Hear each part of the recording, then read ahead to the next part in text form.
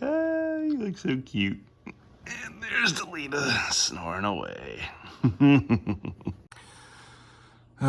So like I said in my last message, I decided to take the day off of work. And I am just allowing myself to kind of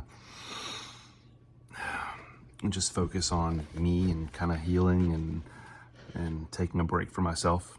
Just ordered some food, so should be here in about 30 minutes. So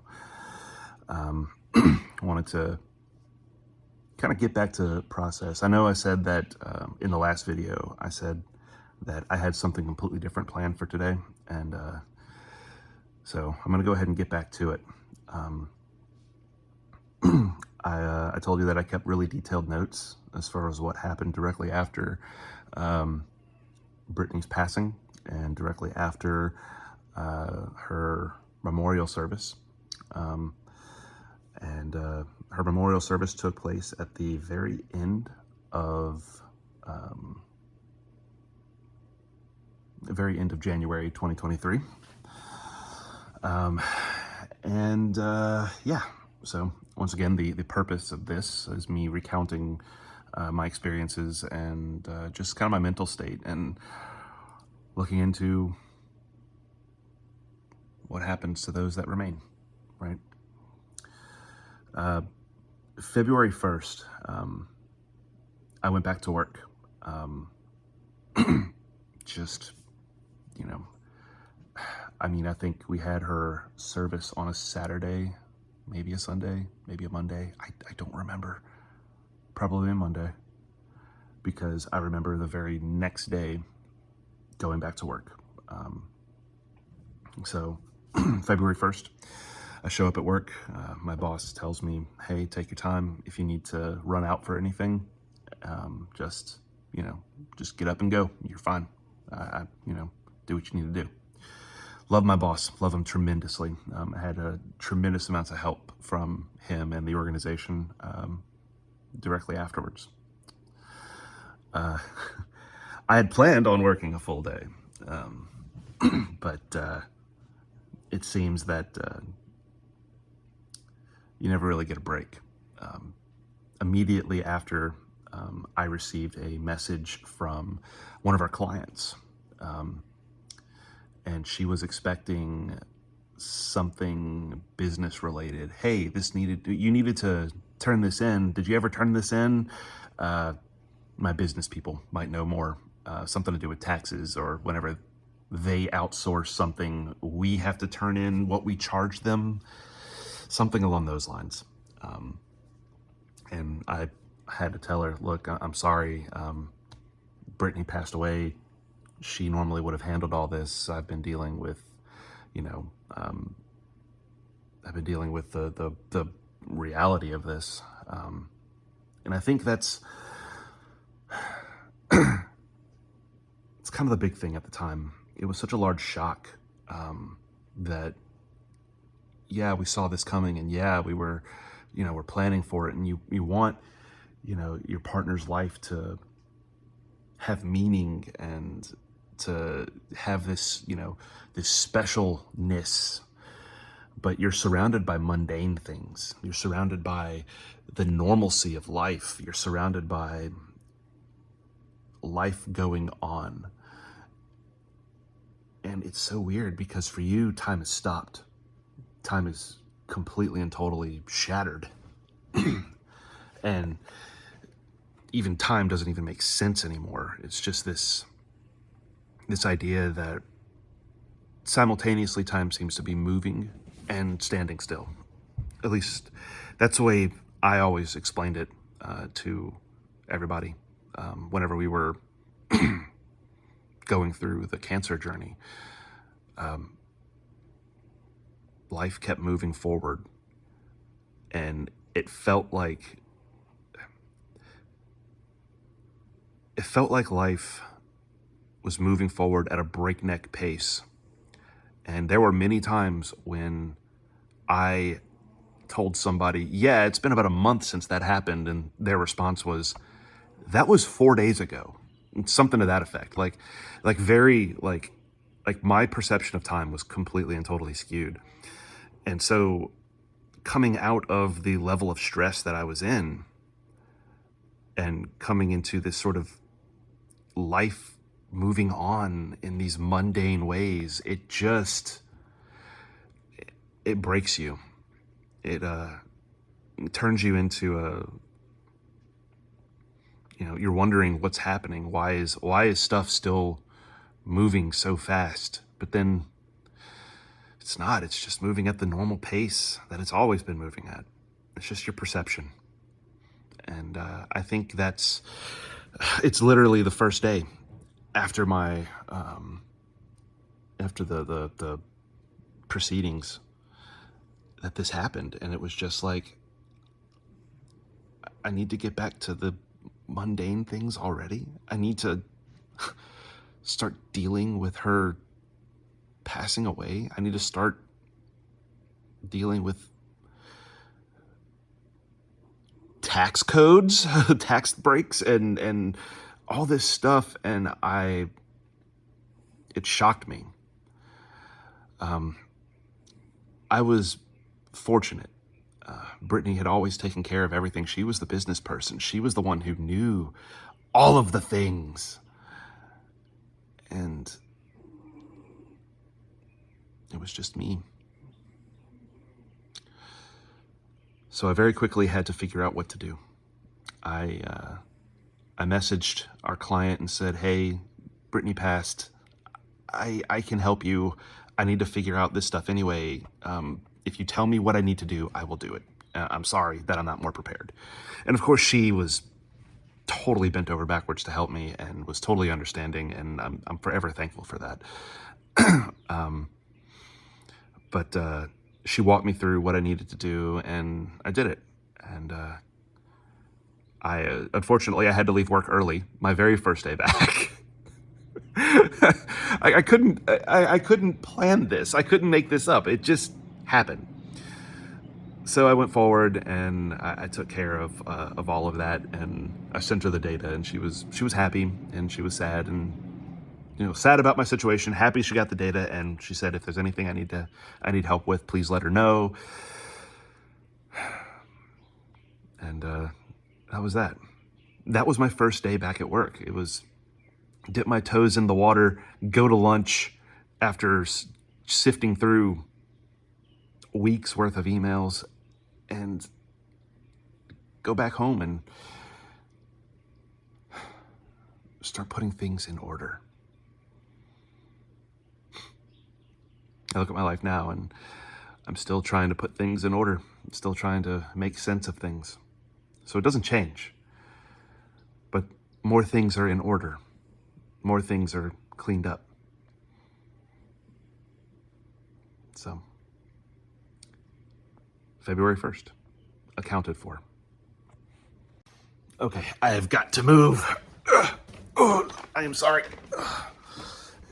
I was sitting down and kind of had my back in a really weird position. I've got my notes all written down. I don't handwrite anything, but I did have to transfer my handwritten notes. Transfer my typewritten notes to handwritten notes. That way I can look at it and recount. So all of that happened on February 1st. February 4th was the next entry that I have. February 4th was a Saturday. And at that point, I had started working on these videos. Literally, I got right to work. I had a intense sense of purpose with getting all of this stuff taken care of, but just posting and uploading these videos. Like I wanted to make sure that the story got told, because it was literally my wife's life work, our life work. And I don't know, just having it sit in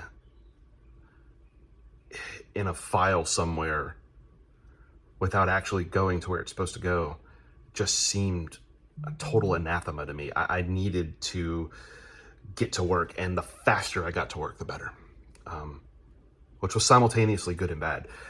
I remember having intense bouts of laughter, followed by intense bouts of tears. I just,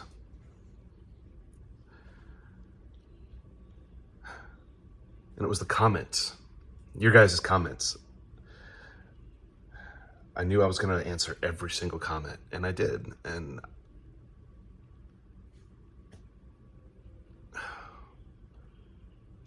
it was hard. There were many times I just sat and read a comment and just cried my eyes out. But I digress. All of that stuff happens later on down the line. But for right now, on February 4th, I was working on these vids, working on the videos, making sure that they were all going to go in the direction that I wanted. And at that point, I started thinking about the business itself, because these videos were forever linked to Always More Photography and her business. So I was deciding, hey, what should I do? What should I do with the business? What should I do going forward? Should I try to run the business? Should I try to continue running my blogging services? And eventually I said, there's all kinds of stuff and resources that we have. And I've got the skill to do the project. I just don't have the knowledge of how to run a business. But I knew enough to get myself into trouble. So I decided to put the business on the back burner for the time being while I reorganized and restructured everything. And I think I gave myself a 2-month deadline or something along those lines, and said, you need to make a decision about what you're going to do going forward in this time frame. So I decided to put the business on the back burner for the time being. I would deal with that whenever I had more mental energy. However, this is still February 4th. All of this was culminating in a thought. And the thought popped into my head, and I realized all of the business expenses were being pulled from her account. There were a ton of programs that she hadn't used in months. We hadn't looked at the account itself, the business account. We hadn't looked at it in over 3 months, because we had a miracle. She turned around. She had a 180-degree, deathbed recovery. And what do I do with this? Okay, let's, and so we just lived life. And all the while, these business expenses were being pulled from her account. And I had a vague idea of how much money we had in there, but now it was kind of like, I kind of need to check, and I need to see about getting rid of some of these programs that I'm not going to be able to use if I am to push the business forward. So I had to decide what I was going to do, what I was going to cut, what I was going to do. And I also kind of made a point. Like I said, this is Saturday about when I'm writing this. I had to make a decision next week with what to do with the bank account, whether I'm going to keep it open, whether I'm going to transfer it, whether I'm going to, whatever. So there was a lot of decisions to be made there. And they were all stuff that I was going to have to tackle the next week. So yeah, once again, that's the part that startles me about all of this. Just how brutally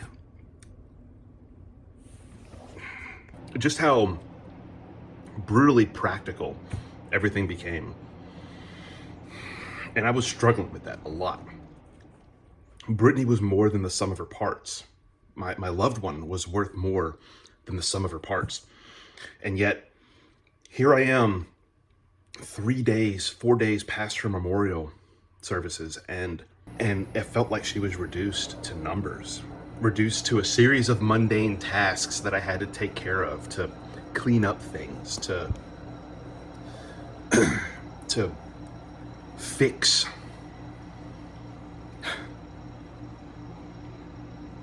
And I think that's one of the things that I struggled with the most in the beginning, was this sense of Brittany's importance in my life having been reduced to a series of tasks.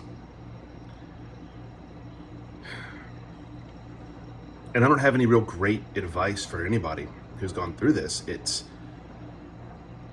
your loved one will be reduced to a series of tasks. And it's terrible. It's horrifying. But it's real.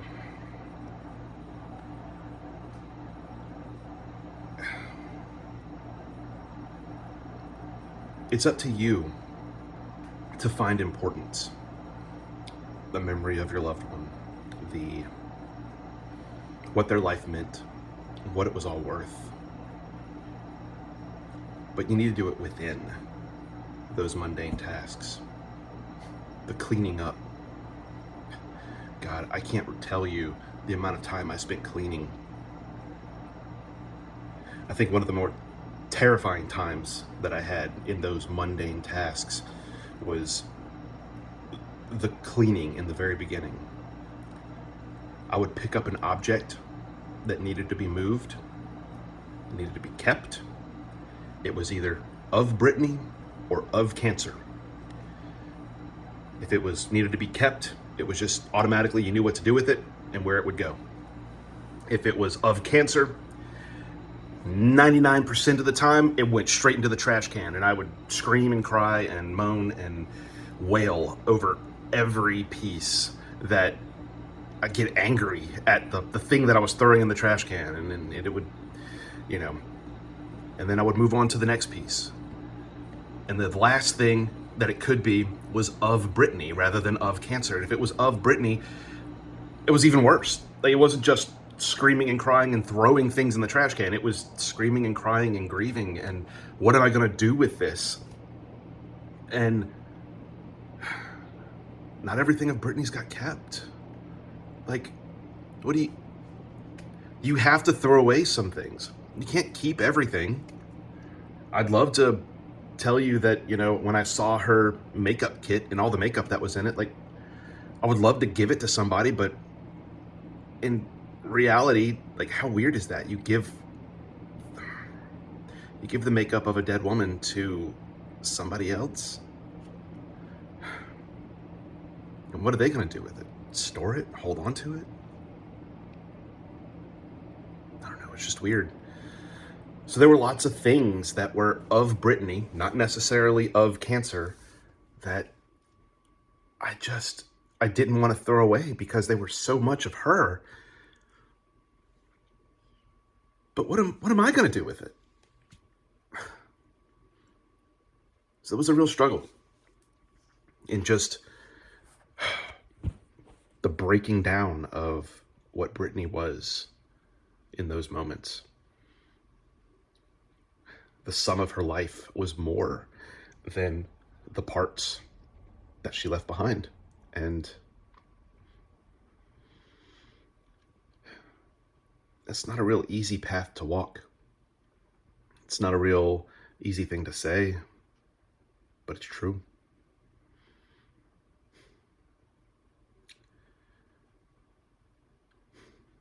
It's true. One more thing that I need to talk about. There were a lot of things that I knew people wanted, and there were a lot of things that I wanted to keep. Little special memories that I saw a thing and I'm like, this is of Brittany. I could throw this away, but this is too important. And part of all that wound up being stored and collected in the little memorial that I've got, or little nightstand that I got set up with her ashes and all the little stuff that's on it. But those drawers are stuffed full of things that I just couldn't give away, things that I just couldn't throw away, stuff that other people wouldn't want, stuff that I have absolutely no use for, but reminded me intimately of my time with Brittany. So occasionally I'll go over there and I'll open up that drawer and get a nice good cry out of it, because there's so many thoughts and so many memories over there that I don't know. It's just fascinating to me because at the end of the day, all that's left is her memories and the stuff that she collected. I can't tell you the number of shoes this woman had. I mean, but in all honesty, I think that just needs to be the takeaway from this whole thing, is that our loved ones are more than the sum of their parts. And it's up to us to walk through and navigate what that looks like to each of us. Whether it's you holding memories of them maybe every Christmas you break out a bottle of wine that your loved one absolutely loved and celebrate everything about them. Maybe it's continuing to upload videos from their life and your journey. Who knows? But Brittany was worth more than the sum of her parts. Your loved one's worth more than the sum of their parts. More than the things they left behind, more than the memories. Memories that you have.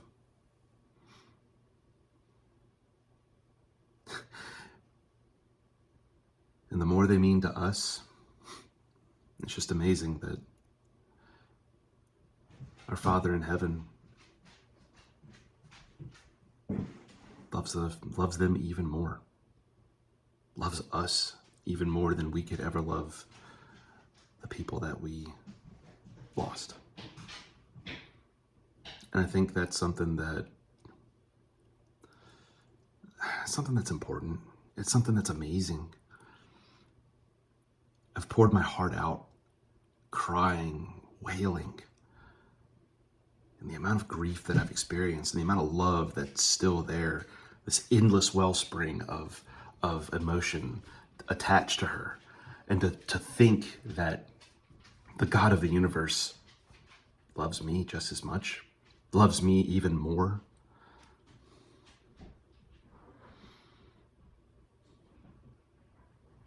It's pretty amazing. It's pretty awesome.